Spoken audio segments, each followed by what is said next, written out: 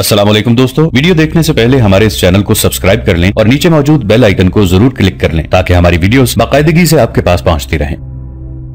وہ دشت و جبل کا سینہ چاک کرتے تھے، جہاں گئے وہاں غازیوں اور شہیدوں کے خون سے زمین لالازار ہوئی، اسلام کے پرچم اڑتے لہراتے رہے۔ موسیٰ بن نصیر اور طارق بن زیاد کی قیادت میں مجاہدین کے لشکر کی یہ پیش قدمی ایسی ہی حیران کن ہے کہ یورپ کے متعصب تاریخ نویسوں نے بھی حیرت کے اظہار کے ساتھ مسلمانوں کو خراج تحسین پیش کیا ہے۔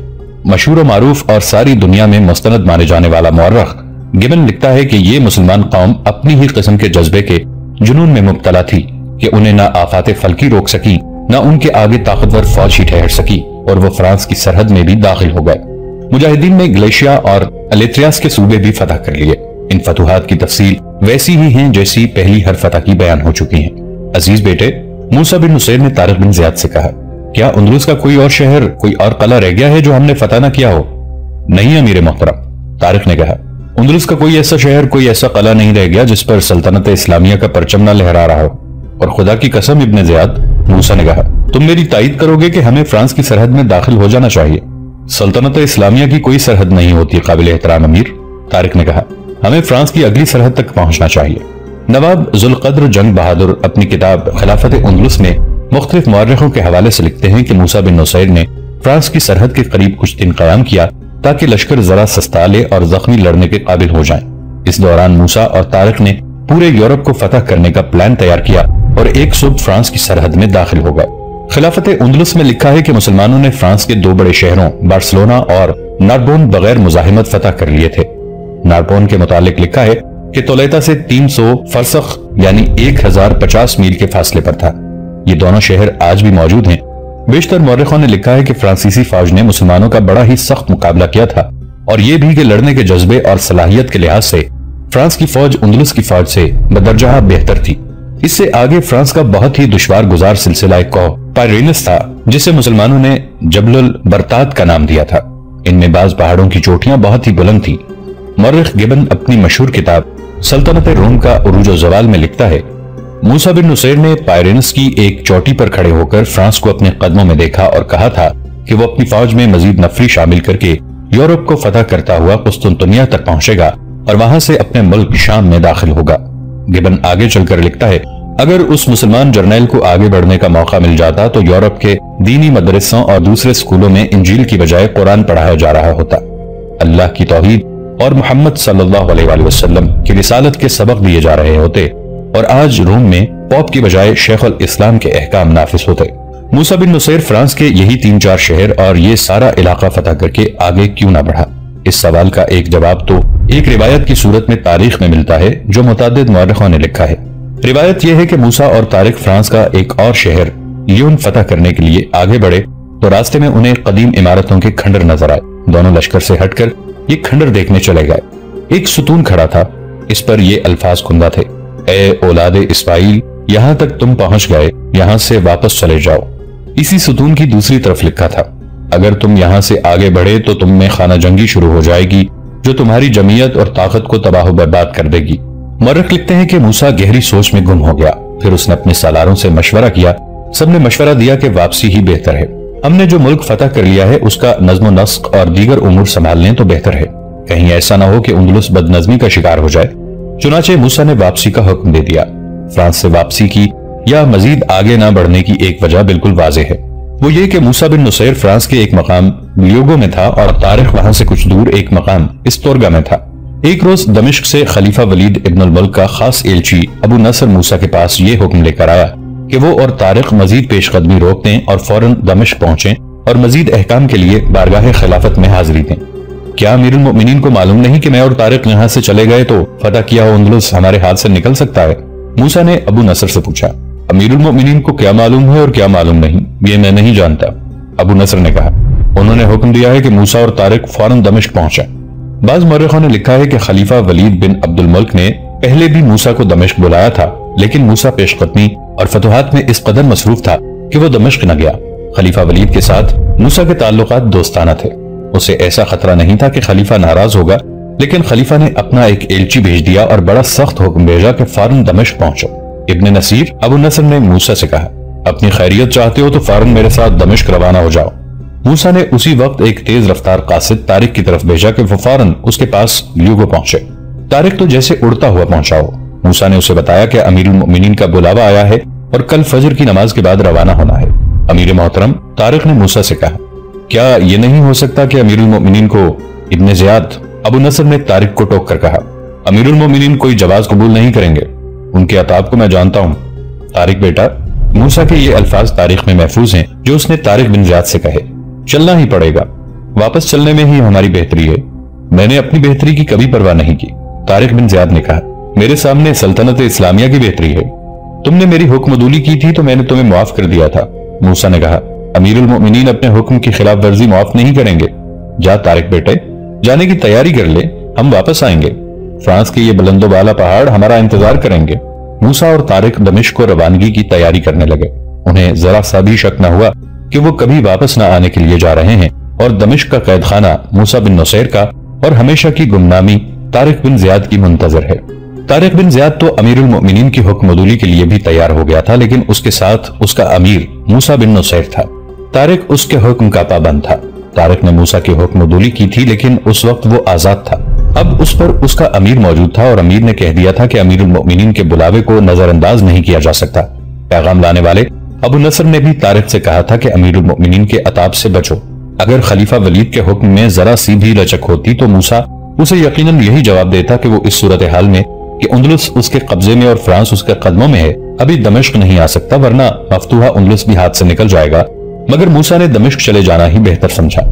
مشہور و معروف اور مستند یورپی مورخ گبن کی تحریر سے پتہ چلتا ہے کہ موسیٰ بن نصیر کی قیادت میں مسلمان پیرینس یعنی جبل برتات سے آگے فرانس کے وسط تک چلے گئے تھے۔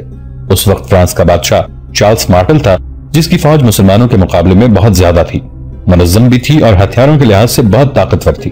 گبن نے اس جنگ کی کوئی تفصیل نہیں لکھی، اس نے اتنا ہی لکھا ہے کہ چارلس مارٹل نے مسلمانوں کو فرانس کے ایک وسطی علاقے میں شکست دی تو مسلمانوں کے سپہ سالار نے یہی بہتر سمجھا کہ اپنی فتوحات کو اندلس تک محدود رکھے اور وہ پیچھے ہٹ گیا۔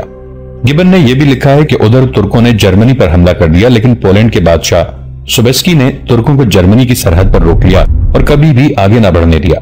گبن لکھتا ہے کہ ترکوں اور عربوں کے یہ حملے کامیاب ہو جاتے تو آج یورپ کا مذہب عیسائیت کی بجائے اسلام ہوتا۔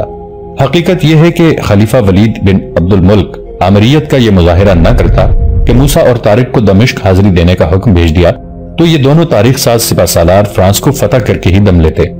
موسیٰ بن نصیر جو میدان جنگ میں ایک قابل، بے خوف اور جارح سپہ سالار تھا، میدان جنگ کے باہر غیر معمولی طور پر دانشمند تھا۔ نواب ذوالقدر جنگ بہادر نے اپنی کتاب خلافت اندلس میں 2-3 غیر مسلم مورخوں کے حوالے سے ایک واقعہ لکھا ہے جو عربوں کی خصوصی ذہانت کا پتہ دیتا ہے۔ یہ واقعہ اشبیلیہ کے محاصرے کا ہے۔ یہ محاصرہ پہلے تفصیل سے بیان ہو چکا ہے۔ اشبیلیہ کی فوج نے مسلمانوں کا مقابلہ بے جگری سے کیا تھا، لیکن مسلمانوں کے دباؤ سے گھبرا کر وہ صلح کی بات پر آ گئے تھے۔ بعض مورخوں نے لکھا ہے کہ ایک جگہ سے مسلمانوں نے شہر کی دیوار توڑ لی تھی اور بہت سے مسلمان جو سب کے سب عرب تھے اندر جانے لگے۔ عیسائی فوج نے ان عربوں پر ایسا زبردست حملہ کیا کہ ان تمام عربوں کو مار ڈالا۔ بعد میں وہاں ان شہیدوں کا یادگاری مینار تعمیر کیا گیا تھا جو برج شہداء کے نام سے مشہور ہوا اور آج بھی موجود ہے۔ اتنے زیادہ نقصان سے گھبرا کر موسیٰ نے صلح کی پیشکش کی۔ شہر کے چند سرکردہ افراد موسیٰ کے پاس آئے۔ موسیٰ نے اپنی شرائط پیش کی جو شہر والوں نے قبول نہ کی۔ دوسری ملاقات 2 روز بعد طے ہوئی۔ موسیٰ کی داڑھی اور سر کے بال سفید تھے۔ اس وقت تک خضاب سے صرف مسلمان واقف تھے۔ خضاب مسلمانوں کی ہی ایجاد تھی۔ اندلس کے لوگ خضاب سے ناآشنا تھے۔ شبیلہ کا وفد صلح کی شرائط طے کرنے کے لیے دوسری بار آیا تو موسیٰ نے داڑھی اور سر کو حنا کا خضاب لگا رکھا تھا جس کا رنگ سرخ تھا۔ وفد کے آدمی موسیٰ کو حیرت سے دیکھ رہے تھے کہ اس کے سفید بال سرخ کیسے ہو گئے ہیں۔ صلح کی شرائط پر مذاکرات شروع ہوئے اور ناکام ہو گئے۔ ایک اور ملاقات کا فیصلہ ہوا۔ 2 دنوں بعد فریقین کی پھر ملاقات ہوئی۔ یہ مذاکرات اس وجہ سے ناکام ہو رہے تھے کہ موسیٰ کی شرائط بڑی سخت تھی، وہ انہیں ہتھیار ڈالنے کو کہہ رہا تھا۔ آخری ملاقات کے لیے اشبیلیہ کا وفد گیا تو دیکھا کہ موسیٰ کی سرخ داڑھی اور سر کے بال سرخ کی بجائے کالے تھے۔ اس نے کالا خضاب لگایا تھا۔ موسیٰ کی عمر 80 سال کے قریب تھی اور وہ ذرا سا جھک کے چلتا تھا۔ آخری ملاقات کے دوران موسیٰ جوانوں کی طرح سیدھا ہو کر ٹہلتا رہا۔ اس روز بھی مذاکرات ناکام رہے۔ موسیٰ نے بڑے سخت الفاظ میں وفد سے کہا کہ اب وہ ان سے شہر کے اندر ملے گا اور ان کی فوج کی لاشوں پر اپنی فوج کو گزار کر شہر میں آئے گا۔ اب میری تلوار شرائط طے کرے گی۔ نواب ذوالقدر جنگ بہادر لکھتے ہیں کہ اشبیلیہ کا وفد واپس چلا گیا اور یہ سرکردہ افراد آپس میں صلاح مشورہ کرنے لگے۔ ان کی شرطیں مان لو۔ وفد کے لیڈر نے اپنے ساتھیوں سے کہا، اس سپہ سالار موسیٰ کے پاس کوئی مافوق الفطرت طاقت ہے۔ تم نے دیکھا نہیں تھا کہ وہ کتنا بوڑھا تھا؟ اس کی داڑھی کا ایک بال بھی کالا نہیں تھا، پھر اس کے بال سرخ ہوئے اور آج وہی بال کالے ہو گئے ہیں۔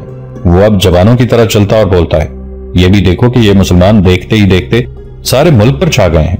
موسیٰ کی تمام شرائط مان لی گئیں۔ یہ ایک نفسیاتی حملہ تھا جو کامیاب رہا تھا، اور یہ موسیٰ بن نصیر کی عقل و دانش کا ایک مظاہرہ تھا۔ موسیٰ نے بہت سوچ بچار کے بعد فیصلہ کیا تھا کہ اسے خلیفہ کے حکم کی تعمیل کرنی چاہیے۔ چنانچہ وہ اور طارق بن زیاد دمشق کے لیے روانہ ہو گئے اور طلیطہ پہنچے۔ سالار مغیث الرومی بھی ان کے ساتھ ہو لیا۔ موسیٰ اسے اپنے ساتھ لے جانے پر آمادہ نہ تھا۔ امیر محترم، مغیث الرومی نے کہا، میں نے قرطبہ فتح کیا تھا۔ قرطبہ کے گورنر ہتھیار ڈالنے سے انکار کر دیا اور ہمیں بہت جانی نقصان اٹھانا پڑا تھا۔ میں نے گورنر کو گرفتار کر لیا تھا۔ آپ اپنے ساتھ امیر المؤمنین کو پیش کرنے کے لیے 30,000 جنگی قیدی اور بہت سی کنیزیں اور لونڈیاں لے کر جا رہے ہیں۔ میں صرف یہ ایک قیدی امیر المؤمنین کی خدمت میں پیش کروں گا۔ کیا یہ میرا حق نہیں؟ یقیناً یہ تمہارا حق ہے، موسیٰ نے کہا اور اسے اپنے ساتھ چلنے کی اجازت دے دی۔ موسیٰ بن نصیر طلیطہ میں کچھ دن قیام کرنا چاہتا تھا۔ اس نے ایک تیز رفتار قاصد اس پیغام کے ساتھ دمشق کو دوڑا دیا تھا کہ وہ اور طارق بن زیاد آ رہے ہیں۔ طلیطہ میں موسیٰ نے تمام تحفے جو خلیفہ کو پیش کرنے تھے اور تمام مال غنیمت جو بیت المال کے لیے رکھا گیا تھا الگ کروانا شروع کر دیا۔ جنگی قیدی ہزاروں کی تعداد میں تھے۔ موسیٰ نے ان قیدیوں کو بھی دیکھنا اور ان میں سے اپنے ساتھ دمشق لے جانے کے لیے قیدیوں کا انتخاب کرنا تھا۔ جولین اور اوپاس موسیٰ کے ساتھ تھے۔ اوپاس میرینا کو ڈھونڈ رہا تھا۔ میرینا کا تفصیلی ذکر ہم پہلے کر چکے ہیں۔ اوپاس اور میرینا نوجوانی میں ایک دوسرے کو چاہتے تھے۔ اس وقت اوپاس کا بڑا بھائی ویٹیزا اندلس کا بادشاہ تھا۔ اوپاس میرینا کے ساتھ شادی کرنا چاہتا تھا، لیکن اس کے بادشاہ بھائی نے اسے اجازت نہ دی کیونکہ میرینا یہودن تھی اور وہ ایک عام خاندان کی لڑکی تھی۔ کچھ ہی عرصے بعد ریڈرک نے فوج کو اپنے زیر اثر کر کے ویٹیزا کے خلاف بغاوت کر دی تھی جو کامیاب رہی۔ ریڈرک نے ویٹیزا کو قتل کرا دیا۔ ویٹیزا کا خاندان اندلس سے بھاگ کر سیوستا چلا گیا جہاں کے حکمران جولین نے انہیں پناہ دی۔ ایک روز اتفاق سے ریڈرک کی نظر میرینا پر پڑ گئی۔ میرینا بڑی ہی حسین اور دلکش لڑکی تھی۔ ریڈرک بادشاہ تھا۔ اس نے میرینا کو شاہانہ حکم سے اپنے ہاں بلایا اور اسے اپنے حرم میں شامل کر لیا۔ میرینا جو ایک بھلی لڑکی تھی گناہوں کی دنیا میں پہنچ گئی۔ وہ یہودن تھی۔ اوپاس کے ساتھ تو وہ مخلص تھی، لیکن اسے زبردستی شاہی حرم میں داخل کر کے اس کے جذبات کا گلا گھونٹا گیا تو اس میں یہودیوں کے فطری اوصاف پیدا ہو گئے۔ فتنہ، ریاکاری، عیاری، ان اوصاف کی بدولت وہ ریڈرک کی منظور نظر بن گئی اور شاہی محل پر چھا گئی۔ پہلے یہ واقعہ تفصیل سے بیان ہو چکا ہے کہ طارق بن زیاد اندلس میں داخل ہوا تو اوپاس بھیس بدل کر طلیطہ گیا اور میرینا سے ملا اور اسے طارق بن زیاد کی درپردہ مدد کے لیے آمادہ کیا۔ اب اوپاس اور میرینا ادھیڑ عمری میں تھے۔ میرینا نے جو مدد کی وہ پہلے بیان ہو چکی ہے۔ اس نے ریڈرک کے ساحر کو قتل کر دیا تھا جو ریڈرک کی فتح کے لیے کالا جادو کر رہا تھا۔ ریڈرک مارا گیا تو میرینا کی دنیا ہی بدل گئی۔ جب طارق طلیطہ پہنچا تو میرینا نے یہودی ساحر کی لاش طارق کو بطور تحفہ پیش کی اور خود غائب ہو گئی۔ اب موسیٰ بن نصیر طلیطہ آیا تو اوپاس میرینا کو ڈھونڈنے لگا۔ تلاش بسیار کے بعد اسے میرینا کا سراغ مل گیا۔ وہ وہاں پہنچا۔ وہ چھوٹی سی ایک عبادت گاہ تھی۔ میرینا طلیطہ کی رہنے والی تھی لیکن وہ اپنے گھر نہیں گئی تھی۔ اس کے ماں باپ کہیں چلے گئے تھے۔ یہ عبادت گاہ قدیم اور غیر آباد تھی۔ میرینا نے اسے صاف کر کے وہاں ڈیرا ڈال دیا تھا۔ اس نے سادہ سا لباس پہن لیا تھا۔ سر پر ایک کپڑا لپیٹ کر رکھتی تھی جس میں سے ایک بال بھی نظر نہیں آتا تھا۔ اوپاس کو دیکھ کر اس کے چہرے پر وہ تاثر نہ آیا جس کی اوپاس کو توقع تھی۔ اس کا چہرہ ہر قسم کے تاثر سے آری رہا۔ یہاں کیا کر رہی ہو؟ اوپاس نے اس سے پوچھا۔ عبادت، میرینا نے وجدانی سی کیفیت میں جواب دیا۔ خدا یہودا سے گناہوں کی بخشش مانگ رہی ہوں۔ تم کیوں آئے ہو؟ تمہیں اپنے ساتھ لے جانے آیا ہوں میرینا۔ اوپاس نے کہا، تمہاری جگہ یہ نہیں، تم شاہی محل کی ایک اہم فرد ہو۔ شاہی محل؟ میرینا نے تنزیہ کہا، وہ محل جس میں میرے جذبات کا، میری جوان امنگوں کا اور میری محبت کا خون ہوا تھا۔ اب اس محل میں ریڈرک نہیں۔ اوپاس نے کہا، ریڈرک کے خاندان کا ایک بھی فرد نہیں۔